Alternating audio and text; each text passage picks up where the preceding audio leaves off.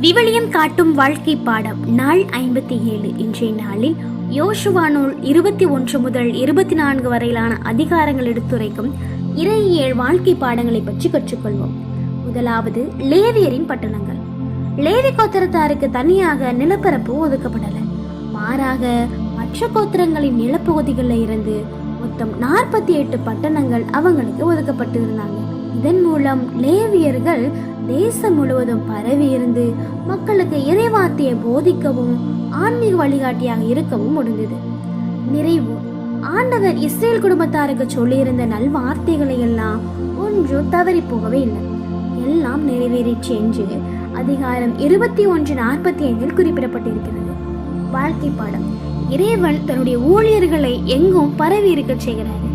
மேலும் மனிதர்கள் வாக்குறுதிகளை மாறலாம், ஆனால் இறைவன் சொன்ன ஒவ்வொரு வார்த்தையுமே அவர் நிறைவேற்றுவார். காலதாமதமானாலும் அவர் சொன்னது நிச்சயம் நடக்கும் என்பதை 21ஆம் அதிகாரம் நமக்கு கற்றுத்தருகிறது. இரண்டாவது, கிழக்கு கோத்திரத்தாரின் திரும்புதலும் பீடமும். கானானை கைப்பற்ற உதவிய ரூபன், காத்து மற்றும் மனாசையினுடைய பாதி கோத்திரத்தார் தங்களுடைய நிலங்களுக்கு திரும்பி வராங்க.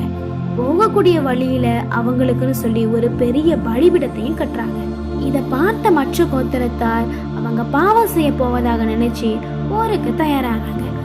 ஆனால் அது பலி செலுத்துவதற்காக அல்ல, நாங்களும் இறைவனின் மக்கள் தான் என்பதற்கான அடையாள சின்னம் மட்டுமே என்று விளக்கம் அளிக்கப்பட்டதும் சமாதானம் ஏற்படுகிறது.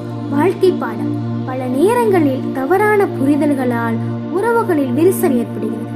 அவசரப்பட்டு முடிவெடுப்பதற்கு முன் மற்றவர்களிடம் தீர விசாரிப்பது தேவையற்ற சண்டைகளை தவிர்க்கும் என்பதை 22ஆம் அதிகாரம் கற்றுத்தருகிறது. மூன்றாவது, யோசுவாவின் பிரியாவிடை உரை. யோசுவா முதிர்ந்த வயதுல இஸ்ரேலின் தலைவர்கள் எல்லாம் அழைத்து உரையாற்றுகிறாரு. ஆண்டவர் உங்களுக்காக போர் செய்தார், எனவே நீங்கள் அந்நிய தெய்வங்களை வழிபடாமல் மோசையின் சட்டத்திற்கு கீழ்ப்படிந்து நடங்க. நீங்கள் விலகி போனால் இந்த நல்ல தேசத்தில் இருந்து அழிந்து போவீங்கன்னு சொல்லி எச்சரிக்கிறாரு. வாழ்க்கை பாடம், வெற்றிக்கு பிறகு வரக்கூடிய அலட்சியம் ஆபத்தானது. நாம ஆசீர்வாதத்தை பெற்ற பிறகு அந்த ஆசீர்வாதத்தை தந்த இறைவனை மறந்துவிடக் கூடாது. இறுதி வரைக்கும் உறுதியாக இருப்பதுதான் முக்கியம் என்பதை 23ஆம் அதிகாரம் கற்றுத்தருகிறது.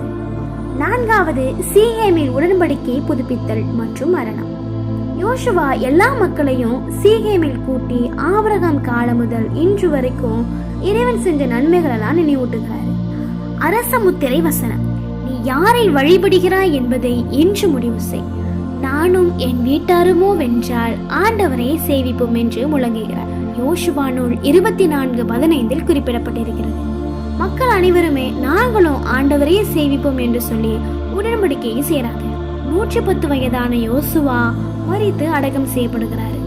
வாழ்க்கை பாடம், ஆன்மீகம் என்பது ஒரு தனிப்பட்ட மற்றும் குடும்ப ரீதியான முடிவு. நம்முடைய குடும்பம் எதை நோக்கி செல்ல வேண்டும் என்பதை தீர்மானிக்கக்கூடிய பொறுப்பு குடும்ப தலைவர்களுக்கு தான் உண்டு.